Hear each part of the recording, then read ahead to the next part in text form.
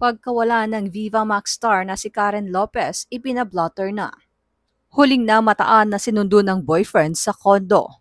3 araw na umanong nawawala at walang komunikasyon sa kanyang pamilya. Ang Viva Max star na si Karen Lopez, maging ang kanyang manager na si Lito de Guzman. Ayon sa manager ni Karen na si Lito, nagsadya na umano ang ina ni Karen sa Quezon City Police Department para ipablotter ang pagkawala ng anak. Sa panayam naman ng cabinet files ng PEP kay Direk Roman, ito lamang Huwebes, inilahad din niyang tinapos na nila ang shooting ng Maalikaya sa Upper Antipolo City kahit wala si Karen. Ayon sa direktor, nag-revise ako ng script, tinuloy ko ang shooting pero hinintay pa rin namin ang pagdating ni Karen. The night before the shoot, nag-confirm pa si Lito sa associate producer namin na sisipot si Karen sa last shooting day. Nag-aalala ng araw si Direk Roman sa mahiwagang pagkawala ni Karen.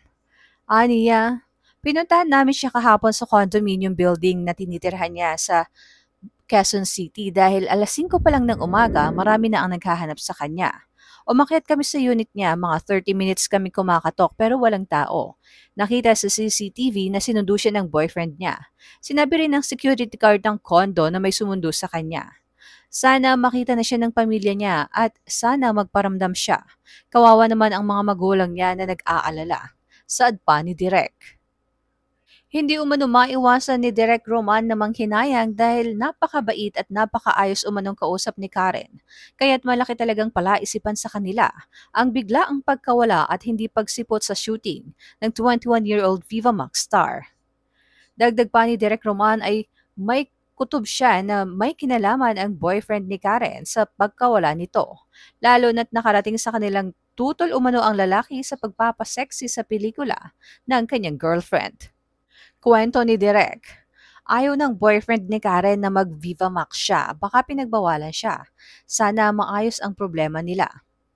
Hindi naman din maiwasang mag-alala ng mga netizens nang mabalitaan ang tungkol sa pagkawala ng Viva Max star. Anang isa, gandang babae, sana walang nangyaring masama sa kanya. Kaya dapat ingat po mga dalagang magaganda kasi nagkalat ang mga masasamang tao sa mundo. Delikado yan, ang dami ng case na ganyan. Sana okay lang yung girl. Dagdag naman ng isa pang netizen, sana matagpuan kang buhay kasi napakabata mo pa. Maganda at maguluman ang mundo, masarap pa rin mabuhay. Dagdag pa ng isa, sana hindi pa too late para makita siya pero meron na akong feeling something wrong.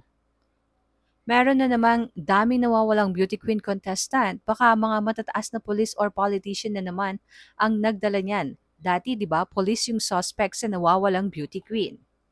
Hindi naman maiwasan ng isang netizen na ikonekta ang hula ni Rudy Baldwin sa nawawalang Viva Max star. Aniya, baka siya yung bagong artista na nakikita ni Rudy Baldwin na nawala at pinatay. Knock on the wood.